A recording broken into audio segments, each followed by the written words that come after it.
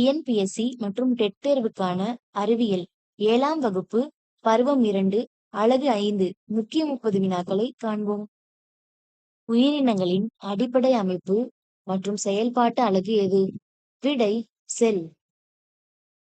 முதலில் செல்லை கண்டறிந்தவர் யார்? விடை ராபர்ட் ஹூக் 1665. ராபர்ட் ஹூக் எதனை பயன்படுத்தி செல்லை உற்று நோக்கினார்? விடை கூட்டு நுண்ணோக்கி காம்பவுண்ட் மைக்ரோஸ்கோப்.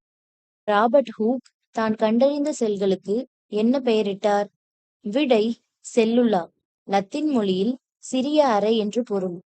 செல்களின் அளவை அளவிட பயன்படும் அலகு எது? விடை மைக்ரோமீட்டர் அல்லது மைக்ரான். சிறிய செல்கள் எதில் காணப்படுகின்றன? விடை பாக்டீரியா. மனித உடலில் உள்ள மிக நீளமான செல் எது? விடை நரம்பு செல். பூமியில் உள்ள மிகப்பெரிய செல் எது? விடை நெருப்புக்கோழியின் முட்டை. தெளிவான உட்கரு அற்ற செல்கள் எவ்வாறு அழைக்கப்படுகின்றன? விடை புரோகேரியாட்டிக் செல்கள். எடுத்துக்காட்டு பாக்டீரியா. தெளிவான உட்கரு கொண்ட செல்கள் எவ்வாறு அழைக்கப்படுகின்றன? விடை யூகேரியாட்டிக் செல்கள். எடுத்துக்காட்டு தாவர மற்றும் விலங்கு செல்கள். செல்லின் கட்டுப்பாட்டு மையம் என்று அழைக்கப்படுவது எது? விடை உட்கரு நியூக்ளியஸ். செல்லின் ஆற்றல் மையம் பவர் ஹவுஸ் ஆஃப் த செல் எது? விடை மைட்டோகாண்ட்ரியா. செல்லின் கதவு என்று அழைக்கப்படுவது எது? விடை செல் சவ்வு செல் மெம்பரைன்.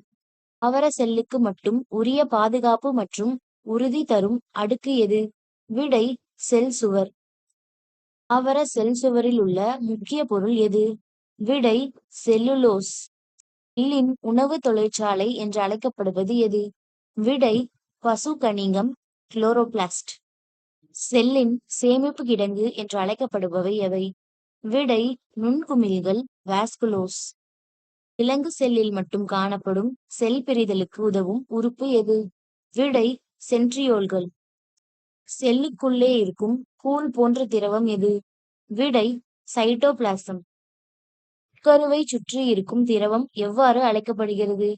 விடை நியூக்ளியோபிளாசம். புரோட்டோபிளாசம் என்பது எவற்றின் தொகுப்பு? விடை சைட்டோபிளாசம் கூட்டல் உட்கரு. ஒரு செல் உயிரினத்திற்கு உதாரணம் தருக. விடை அமீபா கிளாமிடோமோனஸ். பல செல் உயிரினத்திற்கு உதாரணம் தருக. விடை வெங்காயம் மனிதன். மனித உடலில் உள்ள செல்களின் எண்ணிக்கை தோராயமாக எவ்வளவு? விடை 37 டிரில்லியன். புரோகேரியாட்டிக் செல்லின் உட்கரு பகுதி எவ்வாறு அழைக்கப்படுகிறது? விடை நியூக்ளியாய்டு. உயிரினங்களை வகைப்படுத்த செல்லை அடிப்படையாக கொண்டவர் யார்? விடை ஹெர்பர்ட் கோப்லாண்ட். செல்லின் உள்ளே இருக்கும் உறுப்புகள் எவ்வாறு அழைக்கப்படுகின்றன? விடை செல் நுண்ணுறுப்புகள். இந்த செல்கள் குறிப்பிட்ட வடிவமற்றவை. விடை விலங்கு செல்கள்.